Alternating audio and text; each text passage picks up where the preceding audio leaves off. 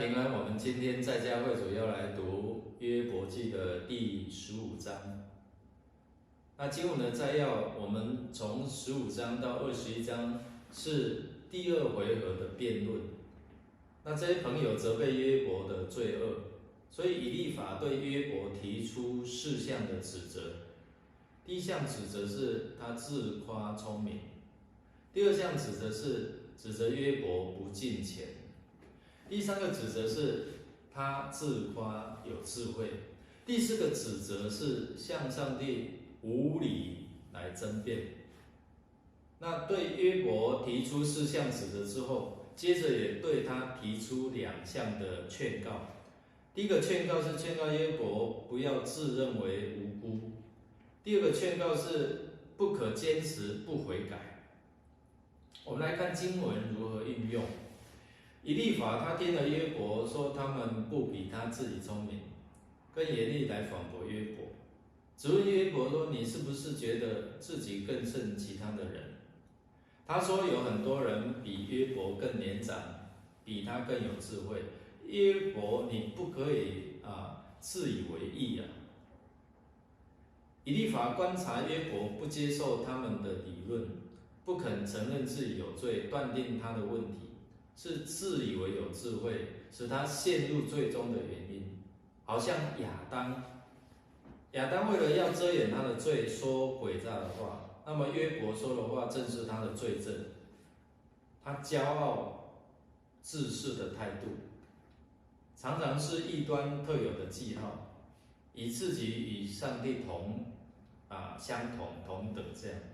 那以为只有他自己对，如同智慧的化身。那其实以利法他的态度何尝不是这样？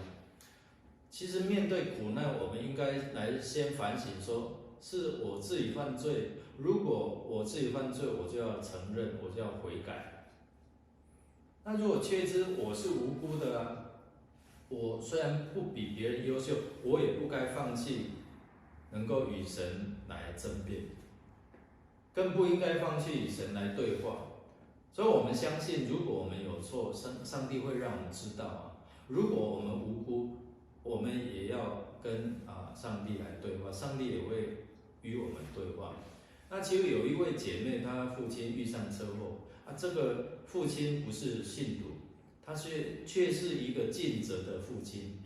那姐妹不明白为什么上帝降灾祸，所以就会有肢体解释说这个意外是因为上帝惩罚他不信主。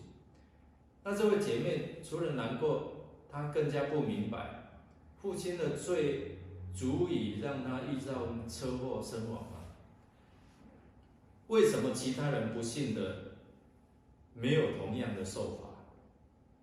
其实我们不应该这样的一个解读。我们可以陪伴这位姐妹度过她的艰难日子，可以陪伴她求问上帝，呼求上帝。她也可以向上帝来申辩我们来默想，我们虽不是最聪明的人，仍可与上帝谈论我们不明白的经历。我曾经的不明白，现在明白了吗？是怎样明白的？这个过程是怎样？那么我可以如何陪伴那些不明白、遇到苦难的人吗？祝福我们有美好的一天，愿上帝赐福我们。